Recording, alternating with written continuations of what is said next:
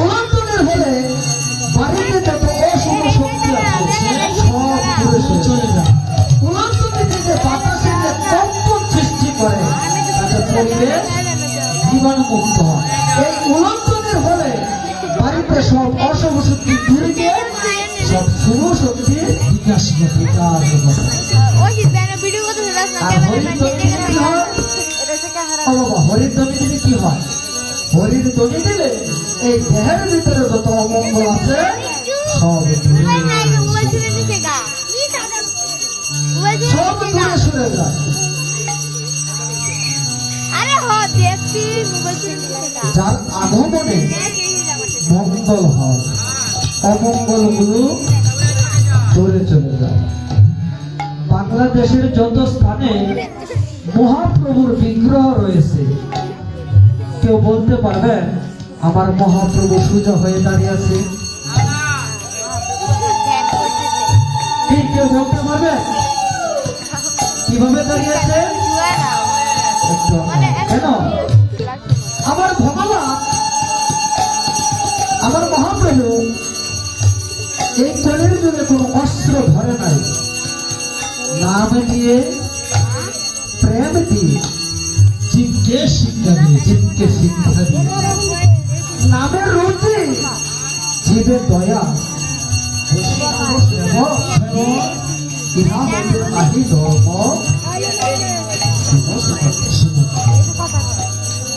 যে নাম শ্রবণ করতে এসেছি এই নাম হচ্ছে দুই প্রকার।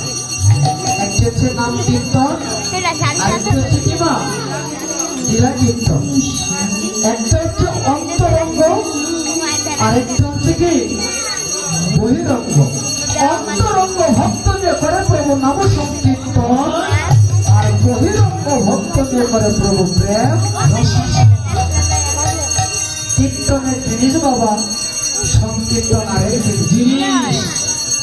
সর্বপ্রথম কীর্তন হয়েছিল কোথায়? সর্বপ্রথম কীর্তন হয়েছিল কেতুরী নামক স্থানে। দোল পূর্ণিমা রাত্রে আমার নরোত্তম দাস ঠাকুর সর্বপ্রথম করেছিল। আর সংকীর্তন কোথায়? সংকীর্তন হয়েছিল এই শিবা সংঘ। যে অঙ্গনে আমার বসে আছেন এই অঙ্গনটার নাম কি গো? শিবা সংঘ। আর যে আসনে বসে আছেন তার শীতের রাত্র তো আমরা ওই বেশাসনকে কলঙ্কিত করবেন না। আমরা যেন এই বেশাসনকে করে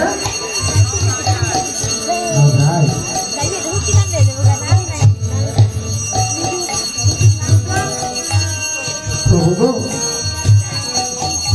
প্রভু তোমাকে কিভাবে ভজন করতে হয়, তোমাকে কেমন করে জানতে হয় তা তো জানি না।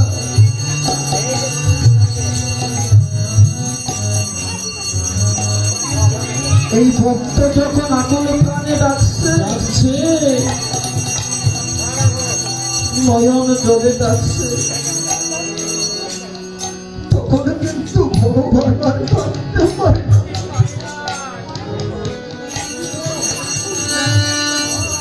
অনন্ত কোটি সর্বস্বরী ততটুকু মহান জয়শক্তি মহন্ত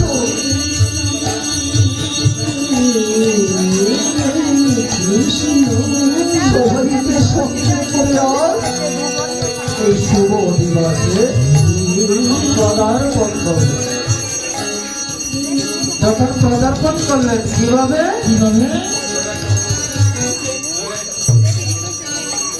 অবনাশীলা গৌরাঙ্গ লয়ে সঙ্গ সঙ্গ ভজে গেলা সঙ্গে লয়া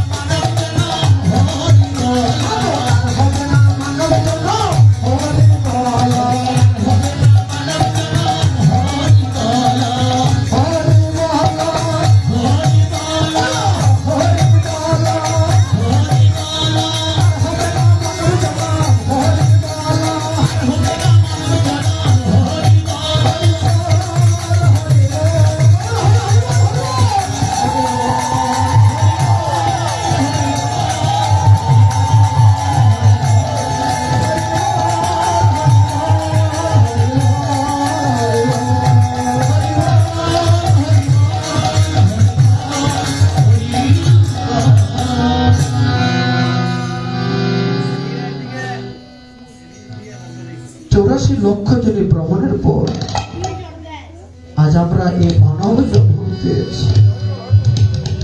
এই মানব জন্ম দেহ প্রেম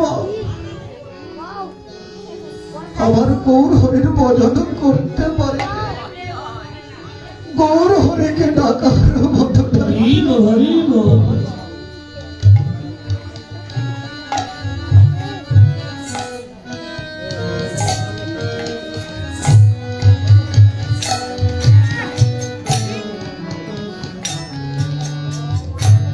লক্ষ্যবার বৃক্ষ করে জন্ম হয়েছে।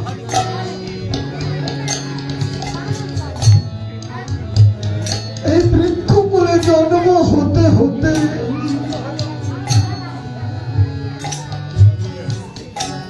যেদিন আমি এই তুলসী বৃক্ষ রূপে জন্ম নিয়েছি,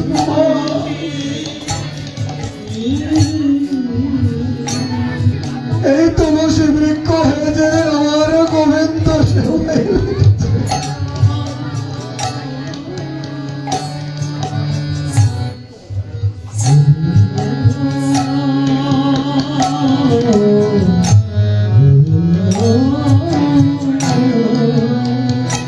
সেদিন আমি এই জন্ম থেকে মুক্তি লাভ করেছি।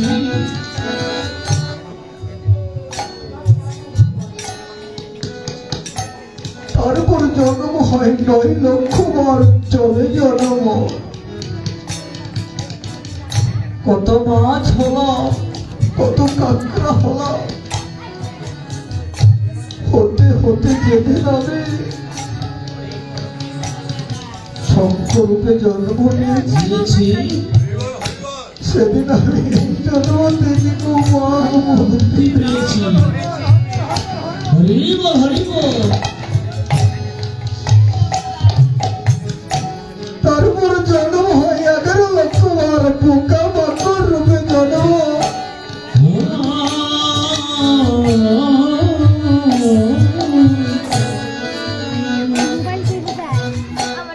এই পোকা মাকড় হতে হতে যেদিন আমি মৌমাছি রূপে মধু সংগ্রহ করে চাকে পরে দিয়েছি, সেদিন আমি এই জন্ম থেকেও মুক্তি পেয়েছি, মুক্তি পেয়েছি।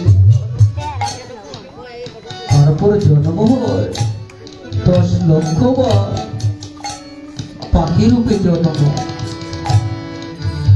ওবা, যার কোনো থাকার জায়গা নেই, যার কোনো থাকার বসত বাড়ি নেই, থাকে কোথায়? গাছে গাছে, ঢালে ঢালে, ভোগ যোগ যা পায় তাই খেয়ে জীবন রক্ষা করে। যখন সন্তান উঠতে পারে, হরিব হরিব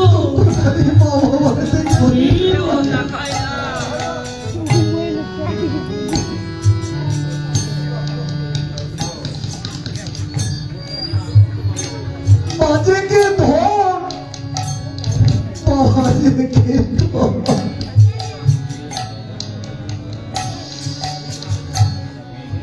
পিতা মাতা বেঁচে থাকতে কোনো সন্তান বলতে পারে না।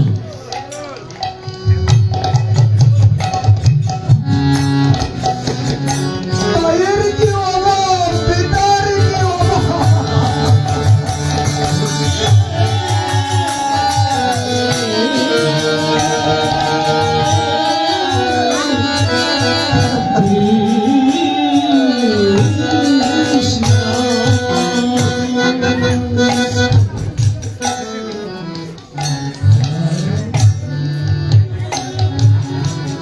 সন্তান বুঝতে পারে সেই দিন মায়ের অভাব, পিতার যে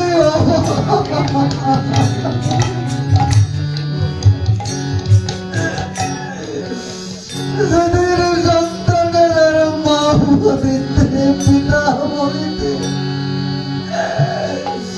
আর কেউ থাকবে না।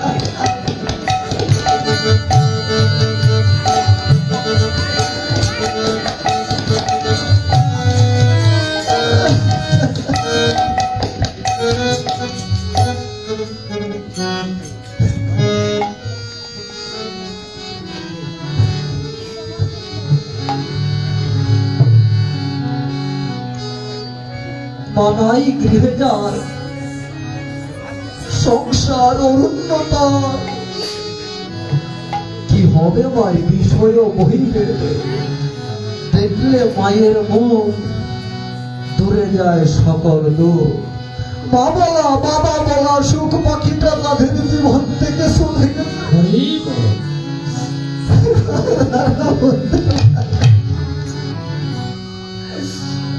আমাদের কি তোরে ছিল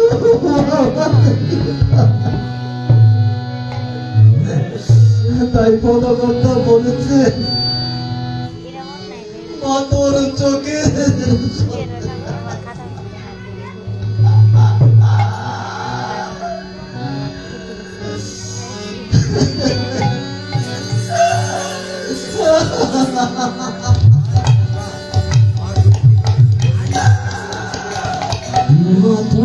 চোখের জলে পড়ছে আমার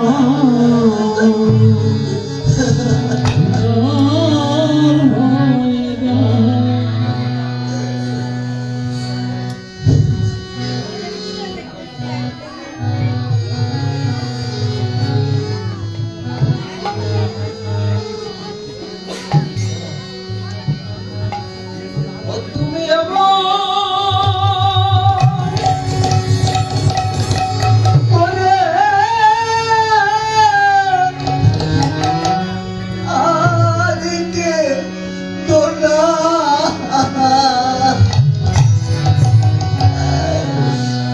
ও গোয়া আমার তুমি আমার করে আর কেঁদো না ও গো আমার মা তুমি আমার করে আর কেঁদো না ও গো আমার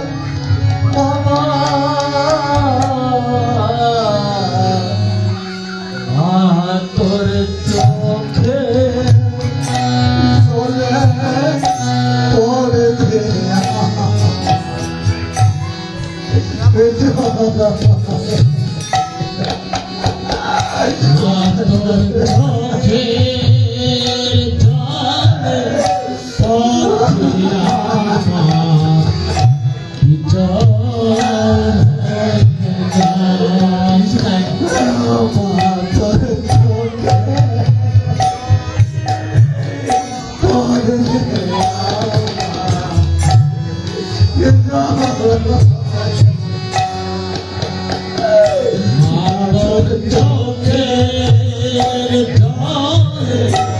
পড়ছে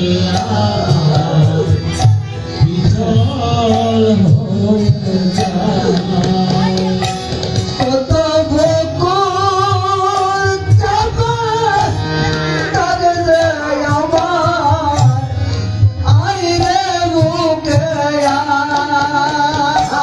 কত বকুল চাপা কাঁদছে বাছা আইরে কুলে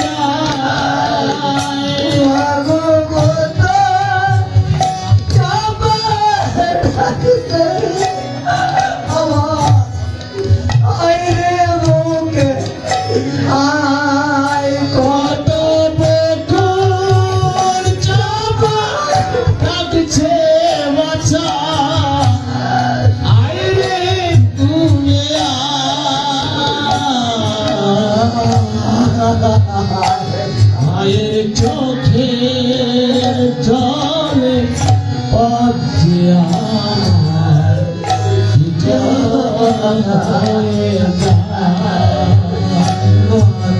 চোখে জলে পড়ছে জল হয় মাতর চোখে জলে পড়ছে আমার জল কত কিছু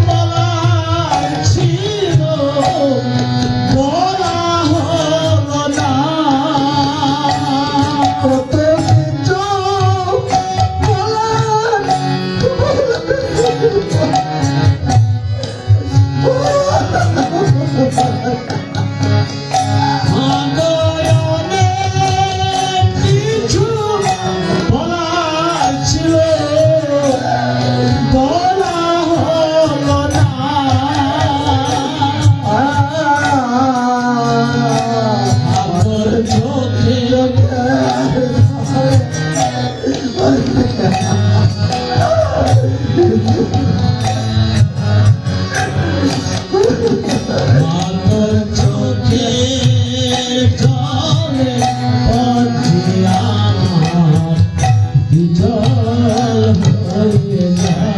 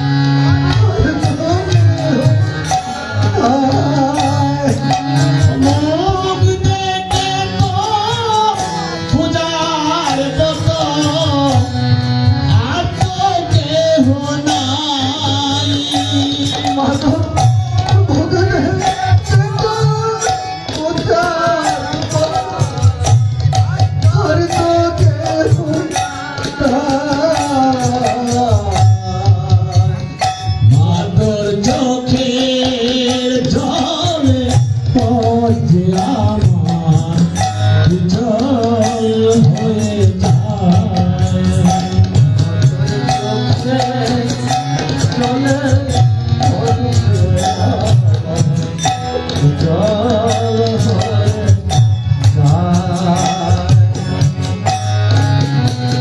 জলে পথে আমার বিজল হয়ে যায়। তারপরে জন্ম হয় না 30 লক্ষ বার পশু কুলে জন্ম, পশু হতে হতে যেদিন আমি গাভী কুলে জন্ম নিয়েছি,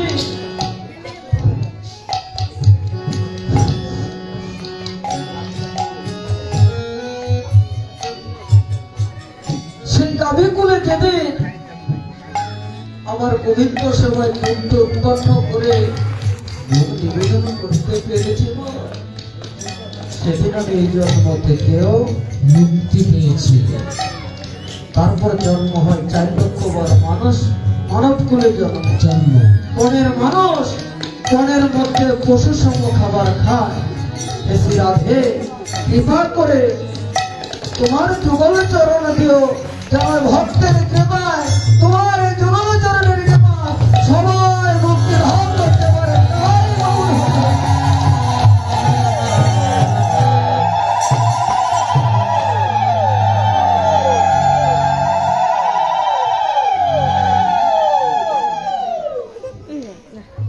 এই যে মা তুলসী, এই যে তুলসী মালাকে আমরা কণ্ঠে ধারণ করি, কেন করি? এই তুলসী মালা কেন ধারণ করি বা এই তুলসী বন্দনা কেন করি?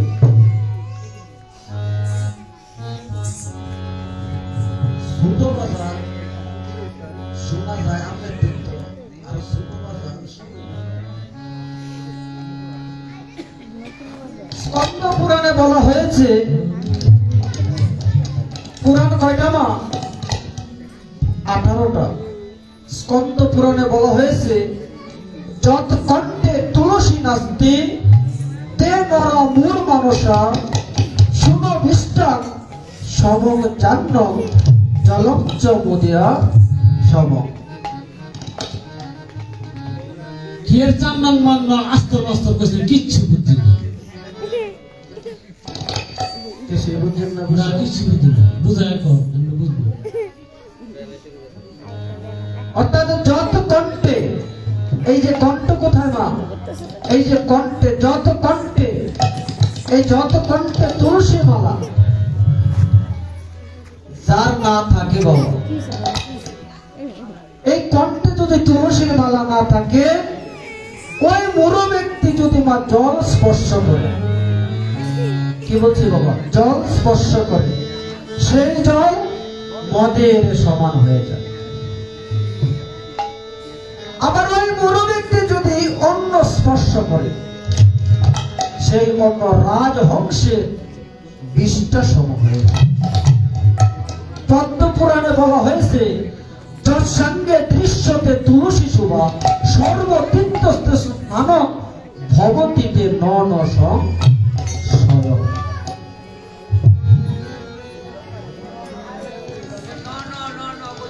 হ্যাঁ নন কইছি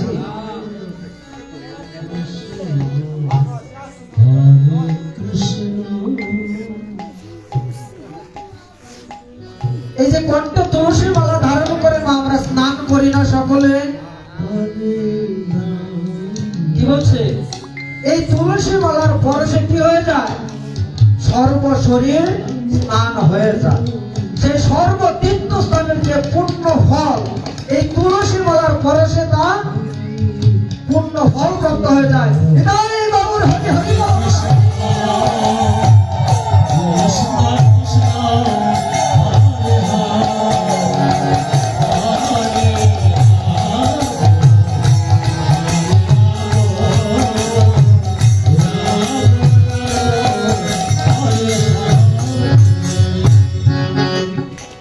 হে প্রভু, সমগ্র বিশ্ব ব্রহ্মাণ্ডের পালন কর্তা হে জগৎ হরি, আজ আমি নতমস্তকে তোমার শ্রীচরণে নিজেকে নিবেদন করছি। এই যে তুলসী পত্র, এই তুলসী পত্র ছাড়া আমার গোবিন্দ কি হয় না? ভুগি হয়। কি হয়?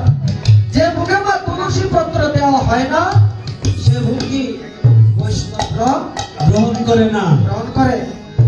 দেখবেন যেদিন এই দেহ থেকে প্রাণ বাকি চলে যায়, যেদিন এই দেহ থেকে তুলসী প্রাণ বাকি চলে যায়, সব কিছু সাথে নিয়ে যায়। কোথায়? সাথে কি নিয়ে যায়? একটি তুলসী বৃক্ষ। ছেলেটি বলে কি জানো? আমি তুলসী, আমার বাবু নয়, বাবা নয়। আমি আজ তোমার চরণে আমার মা বাবাকে সঁপে দিই। তুমি ছাড়া আমার এই মা বাবাকে দেখার মতো আর কেউ নেই।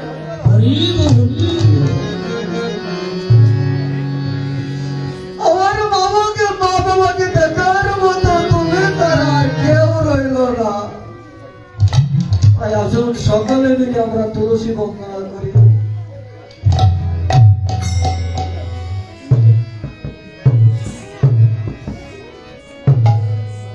ও তুলসী কৃষ্ণ তুলসী ইতে মহারানী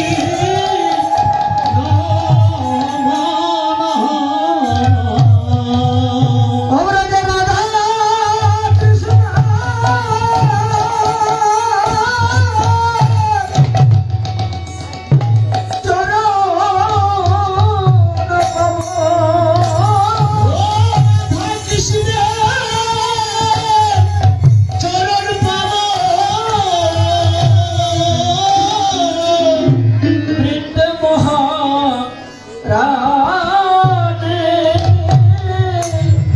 Oh